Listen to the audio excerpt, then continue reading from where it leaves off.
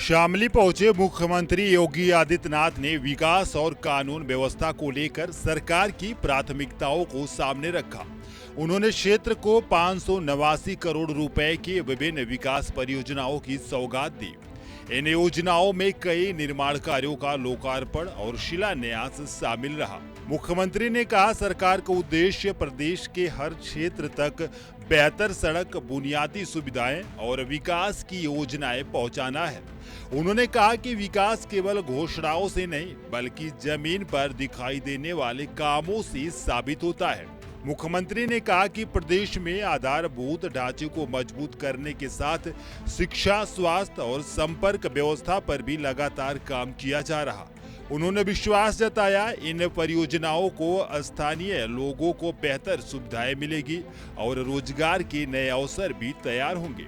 मुख्यमंत्री ने कहा कि सरकार विकास और सुशासन को साथ लेकर आगे बढ़ रही ताकि प्रदेश का हर नागरिक इसका लाभ उठा सके।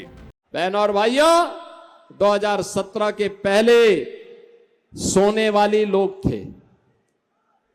याद करिए, सो करके ही 12 बजे उठते थे, 2 बजे तक तैयार होते थे, 5 बजे फिर जिम में चले जाते थे। तो जनता के लिए कहां उनके पास फुर्सत थी? जनता के लिए फुर्सत नहीं थी। ये लोग माफिया के सामने नाक रगड़ने वाले लोग थे। दंगाइयों को अपने घर में बुला करके उन्हें सम्मानित करते थे। अब यूपी बदल चुका है। अब यूपी प्रातः 4 बजे से लेकर के उसकी यात्रा प्रारंभ होती है। मुख्यमंत्री योगी आदित्यनाथ ने अपने संबोधन में कानून व्यवस्था को सरकार की सबसे बड़ी प्राथमिकताओं में बताया। उन्होंने कहा कि अपराध और माफिया के खिलाफ सख्त कार्रवाई लगातार जारी रहेगी। मुख्यमंत्री ने कहा कि उन्होंने माफियाओं को जेल या जहन्नुम पहुंचाने का जो संकल्प लिया था, उस दिशा में सरकार लगातार काम कर रही है। उन्होंने कहा कि पहले कुछ इलाकों में अपराध और भय का माहौल बना रहता था, लेकिन सख्त कार्रवाई के बाद हालात में बड़ा बदलाव आया। मुख्यमंत्री ने कहा कि सरकार की नीति स्पष्ट है कि कानून से ऊपर कोई नहीं है और अपराध करने वालों के खिलाफ बिना किसी भेदभाव के कार्रवाई होगी। उन्होंने कहा कि सुरक्षित माहौल बनने से आम लोगों का भरोसा मजबूत हुआ और महिलाएं, व्यापारी तथा आम नागरिक पहले की तुलना में अधिक सुरक्षित महसूस कर रहे हैं। मुख्यमंत्री ने कहा कि सुशासन और सुरक्षा ही विकास की सबसे मजबूत नींव और सरकार इसी दिशा में लगातार काम कर रही है। जब शामली की खुशहाली को देखता हूं, कैराना के विकास को देखता हूं, थाना भवन के विकास को देखता हूं, लगता है कि हम लोगों के सार्वजनिक जीवन में आना सार्थक हुआ। आज लगता है सार्थक हुआ है।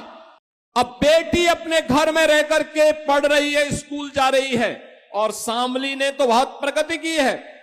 मैं पिछली बार आया था, मैंने यहां के स्कूलों का भी दौरा किया था। मैंने यूपी बोर्ड और सीबीएसई बोर्ड के रिजल्ट भी देखे।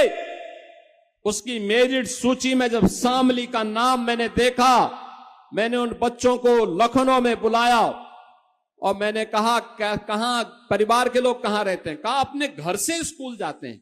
मुख्यमंत्री योगी आदित्यनाथ ने कांवड़ यात्रा का उल्लेख करते हुए श्रद्धालुओं से यात्रा की गरिमा बनाए रखने की अपील की। उन्होंने कहा कि कांवड़ यात्रा आस्था, अनुशासन और सामाजिक सौहार्द का प्रतीक है। उन्होंने श्रद्धालुओं से आग्रह किया कि यात्रा के दौरान संयम बनाए रखें, किसी भी प्रकार की अव्यवस्था या विवाद से दूर रहें। मुख्यमंत्री ने कहा, यदि कोई असामाजिक तत्व यात्रा का माहौल खराब करने की कोशिश करे तो उसे पहचान कर अलग किया जाए। उन्होंने कहा कि प्रशासन यात्रा को सुरक्षित और व्यवस्थित बनाने के लिए पूरी तरह तैयार है। सरकार की कोशिश है कि श्रद्धालुओं को किसी तरह की असुविधा ना हो और यात्रा शांतिपूर्ण तरीके से संपन्न हो।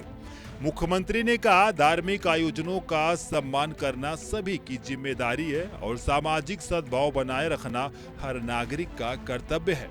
उन्होंने सभी से सहयोग की अपील करते हुए कहा कि अनुशासन और आपसी सम्मान के साथ ही ऐसे बड़े आयोजन सफल बनते हैं।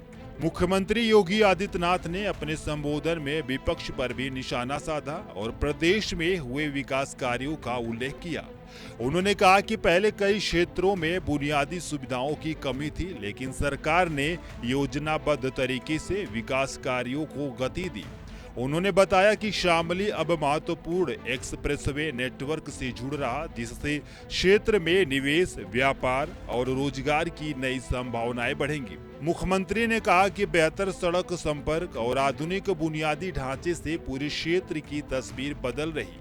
उन्होंने यह भी कहा कि सरकार प्रदेश के प्रत्येक जिले को विकास की मुख्यधारा से जोड़ने के लिए लगातार काम कर रही। मुख्यमंत्री ने विश्वास जताया कि मजबूत कानून व्यवस्था, तेज विकास, बेहतर आधारभूत सुविधाओं के बल पर प्रदेश नई ऊंचाइयों की ओर बढ़ रहा। उन्होंने कहा कि सरकार का लक्ष्य ऐसा वातावरण तैयार करना है जहां सुरक्षा, निवेश, रोजगार और विकास एक साथ आगे बढ़े और जनता को उसका सीधा लाभ मिल सके।